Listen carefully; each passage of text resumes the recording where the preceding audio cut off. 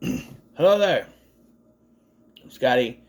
You're not, and welcome back to the King-A-Thon. Where today we're looking at Thinner, something I wish I was, but not like the guy in this movie. No, and boy, was I in for something. I'd never seen this before. Only thing I had seen was the very end of the movie. Like whenever I go to watch, like if this was on AMC Fear Fest, I recorded it off of Fear Fest, so. Uh,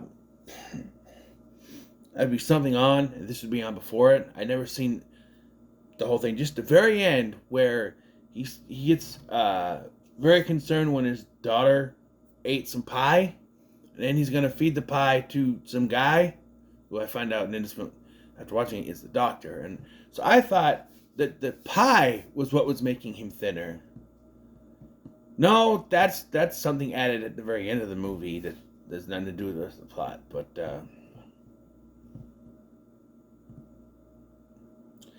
Yeah, this movie. This is definitely done by King during his cocaine days. That's for sure. Um, this was, well, it was written at least at that point. It was actually written by King under an alias Richard. God damn it.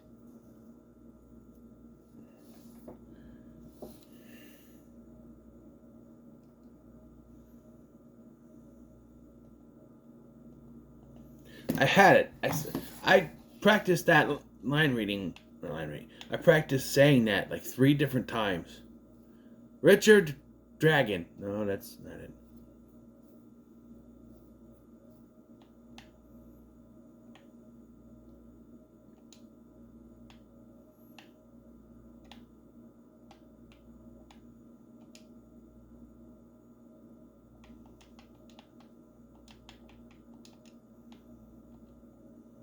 R- Richard Bachman. Richard Bachman. And it stars Robert John Burke from RoboCop 3 as our main character, Billy. Did you enjoy your weight loss, Billy? So, Billy is an overweight man, or he's a regular weight guy in a fat suit that we're supposed to believe is overweight. I always hate when they do that in movies where it's like, oh, this guy is morbidly obese. It's just a guy in a fat suit. They did it with Ryan Reynolds and Best Friends. They did it here. Why? What is wrong with hiring an actual fat actor to play the fat version and a skinny dude to play the skinny version? I understand for this type of movie when it's about the effects of him turning skinnier. I get that. I get that. You have to kind of do that. But I just, as a fat person, why can't fat actors give work?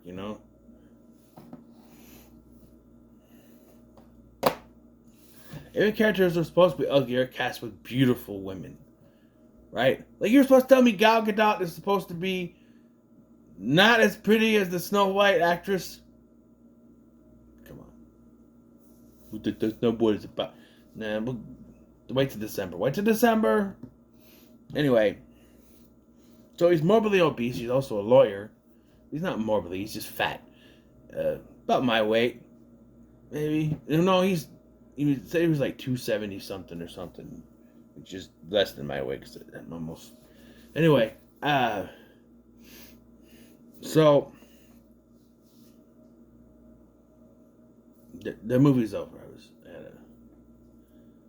just I'll delete it later. So he's also a lawyer, and he's trying to get this supposed mob boss, played by Joe Mantegna, off of this criminal racket, which they make reference to The Godfather.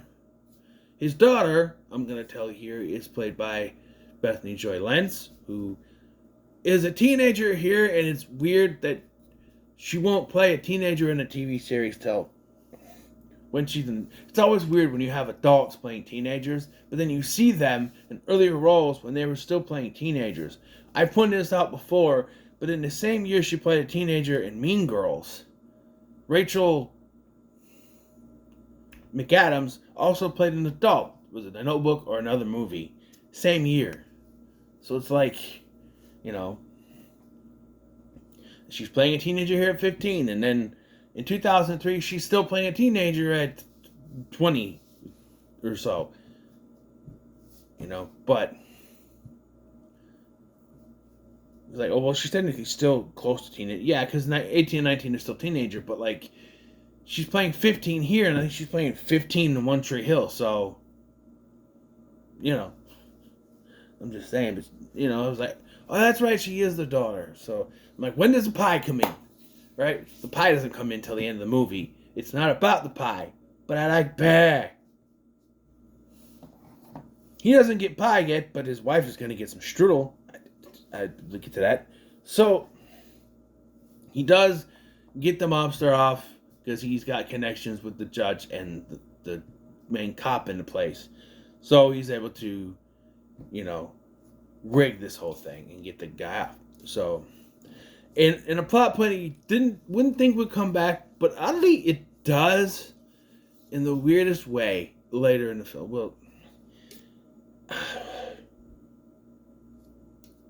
anyways, so we see after the trial that these Romanis, the gypsies, apparently gypsy is not a good word to say, but I don't know. We see that they are in town, and one of them is Kari Ver, who shows her underwear and then flicks them off for some reason. I don't know. We also see that fat men like food. It's funny.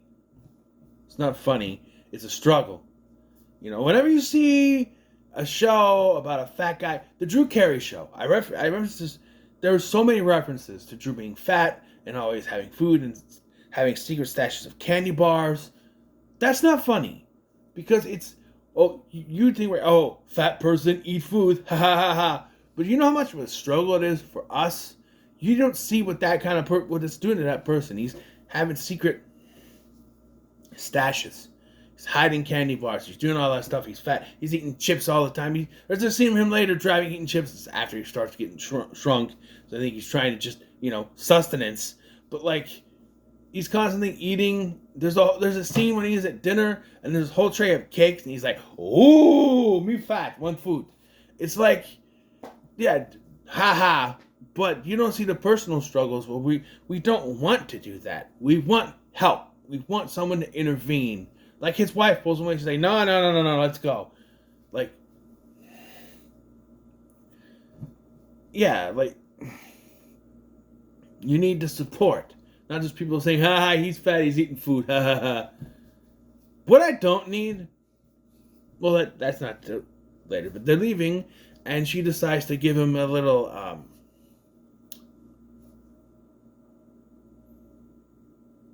head. She decides to go downtown while he's driving. We see that this old gypsy man, or Romani man, whichever one is more appropriate, and this woman, an old woman with him, are leaving the pharmacy. And because he's distracted by the BJ, he hits the woman straight on and causes her death. And of course, due to his connections, he gets off scot-free. So the Romani man curses him. It also turns out that this is a relative of Kari Ver's, but also I was confused by this. So I always read a little blurb of what I'm watching and get a little bit into it, so I want to know the excitingness in it. So I see where it says that he hits the guy's daughter, killing her. Accidentally hits the guy's daughter, killing her. I see this old lady and I go, okay, Wikipedia must have mistyped. It's his wife, clearly. But later he's like, you killed my daughter. I'm like, daughter? You look like you're the same age. I mean, they were probably the same age people in prosthetics to make her look older, but they looked, I don't get it. They couldn't have made her look a little younger. They look the same age. Where's my daughter? And like, so I'm like, because I read it, I'm like, oh, Kari Ver is the one that's going to get hit. No. It's this old lady, and I'm like, so I guess it's supposed to be his wife. No, it's still his daughter. I don't get it at all. And the guy curses him. He says, "Din," or something like that, on his face. And he gets cursed. There's also a scene we don't need. That's what I was talking about earlier. There's a scene where they're in the shower. It's to show that the judge is also cursed. He's got a rash on him. Why I'm saying we don't need this scene is because the fat suit they have on Robert John Burke, it doesn't look real. They show him in there, and I'm like, because when they show him he's fat, he's in like a 3-piece suit or something. That's fine. But they show him in the shower, and I'm like, it doesn't look real. It looks like a guy in a fat suit. It looks like latex. If your effect wasn't good enough, you shouldn't have done that. No.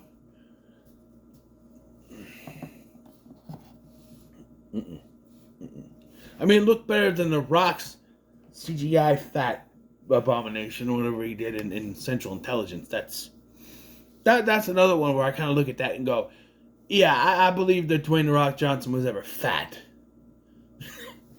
Come on. Yeah, so now he finds out he cursed, and he starts, that something's going on. He's losing weight. He's already losing weight. And then now he keeps losing it. No matter how much he eats, he never gains weight back, which, that's the dream, ain't it? Eat whatever you want and not lose weight. I think your heart would still give out from all the food you're eating, and the sugar is not good for your body, eating stuff. There's still fats and stuff. I don't know. But, when you see movies or TV shows where people just eat and they don't gain any weight or anything, you're just like, why can't that be real life? Why can't I eat whatever I want and not gain weight? This is a personal struggle for me. But, yeah, so he starts to realize that his compatriots might also be cursed, so he goes to visit the judge, but his wife is just there, and she's like, the man said to him, lizard, and his skin started to change. He started to get scales, and he left. And she freaks out, and in one of the most Stephen King rants, she yells at him, "It's coming for you!" or something on the front lawn as he just sort of lays there. He then goes to his cop friend, who is the teacher he's a teacher, just goes, in the faculty, that guy. And he apparently has a bad case of acne, but this looks like it doesn't look like acne to me. I don't know. It looks like he's turning into the Thing from the 2005 Fantastic Four movie. And he wants him to end it. He says, we did this. I want you to end it, but Lily won't do it. And so you hear him off himself in the distance when he leaves. So he decides he wants to track down the Romanis and tracks them down to a carnival. Because, they're carnies, gypsies, same thing. I say that sarcastically, of course. And where the guy is guessing, I know your weight. You're 150 something. You're 175. And you're going to get skinnier and skinnier. And Carver then chases him down with a slingshot. For some reason, as he's running, he runs into the judge, who looks less like a lizard and more like, when you put a piece of wood on a fire and it gets that gray ash over the top before it burns completely, like that. And just as they're about to get hit by a truck, it's revealed this is a dream. What was the point of the last 10 minutes of this movie? I don't know. Again, I gotta think this is when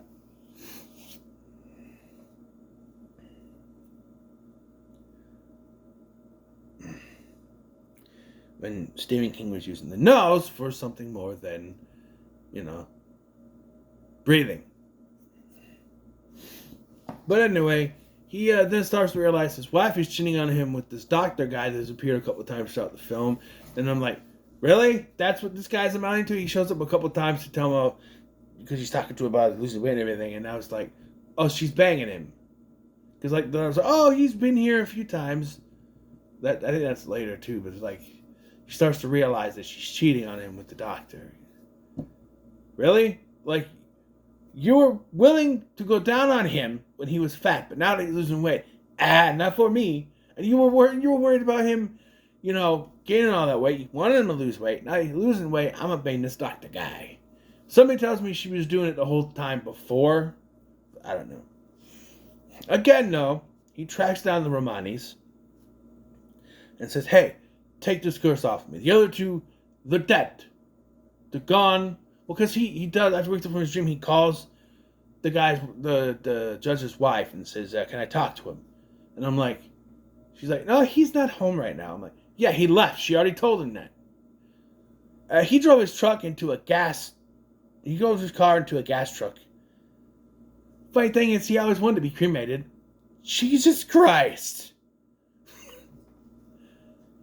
The fact that she went off on him the other night, now she's also happy about that. I don't know. This lady needs mental health clinic. Ugh. Anyway, that's when he goes to the Romanis. They're both dead. Take it off, please, please take it off me.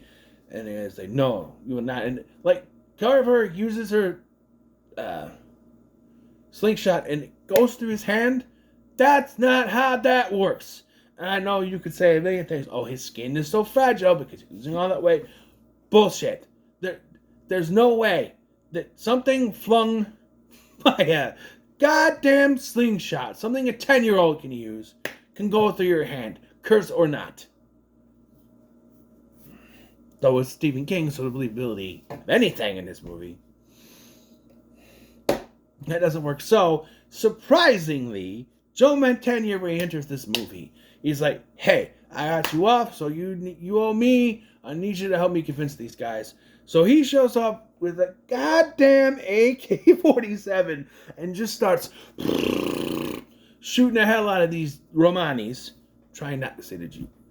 What is this? What? I See King was again. I think maybe once too many times writing this novel. This is from the novel. Well, the director of this film, Tom Holland, also helped. So were they both badly going? I don't know.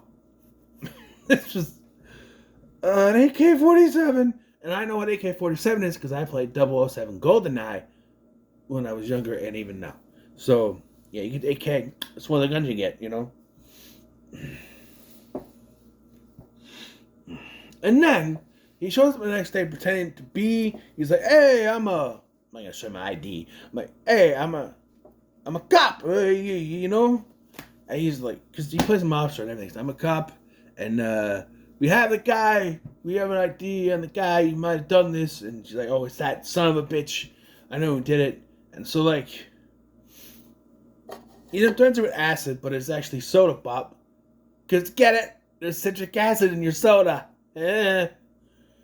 No. Then he does put a glass of acid on her forehead and threatens her. So then he leaves the movie because it's not needed anymore. There is a whole thing where he has someone watching it and they kill someone watching everything and they kill him, and that's why he shows up with AK-47. But whatever. So then the old man meets him on a bench because Billy's at his last wits. He goes, "Okay, here's what you do." He brings him a pie. He says, "You transfer the curse to the pie, you have someone eat the pie." So cuts the guy's hand, goes into the pie. By the way, he cuts open the pie, cuts the guy's hand, makes it bleed into the pie. The next time we see the pie, completely fine. Like, it healed itself. I don't know how that works. There's no cut in it. But he feeds the pie to his wife because his wife's a cheating whoreback, apparently. He's gotten to the point where he doesn't care if his wife survives anymore. Yes, we finally got to the pie. I'm like, now the pie makes sense, because that's all I knew about this movie. He feeds it to her, and by the next morning, she is dead. But, oh no! It turns out his daughter, who was not supposed to be there, has also eaten the pie. So he decides, I don't know how this works. He decides he then now eats the pie, the curse will be off her. But if the daughter ate the pie, then wouldn't the curse be off the wife? Unless the wife died before the daughter ate the pie. See how confusing it is? Because it's like, oh, if the mom eats the pie, if the wife eats the pie, then the curse is off of him. But then the daughter ate the pie. But did she wait till... She said he had it for breakfast, so I'm assuming it was after the wife had died from the pie. Okay. So now he's about to eat the pie, which was the original ending, but the test audiences didn't like it.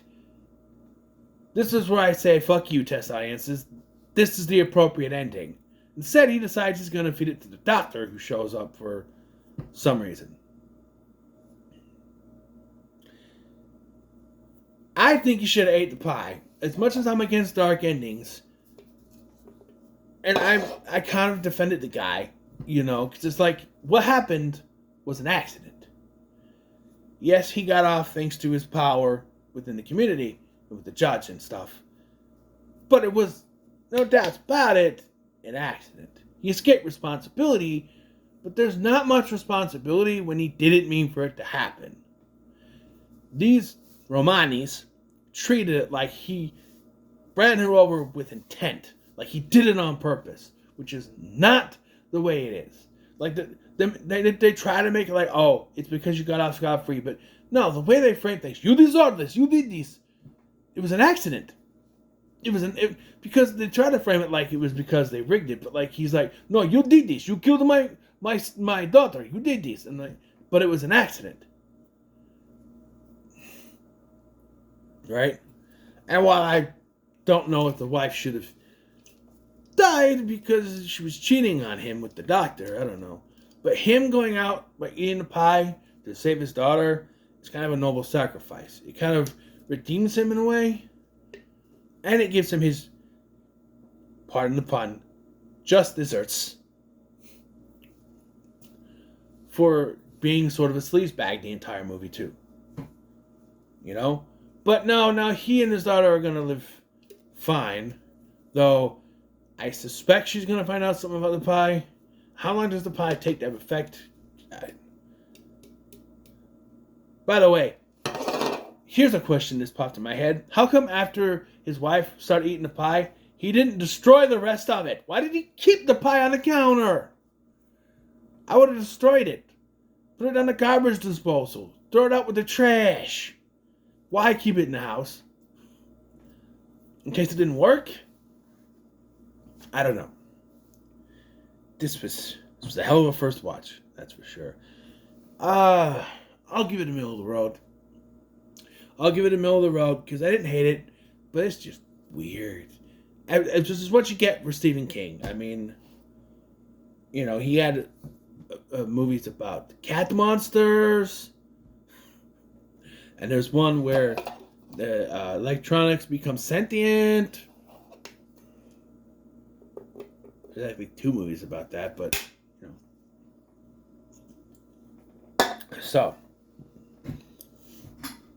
join me tomorrow, where we will be careful, where we will make sure we're not scaring the little girl as we check out The Langoliers. Till then, what are your thoughts on Thinner? Leave comments on, like, share, and subscribe. Thank you for watching. I'm Sky, and I'll see you in the next one.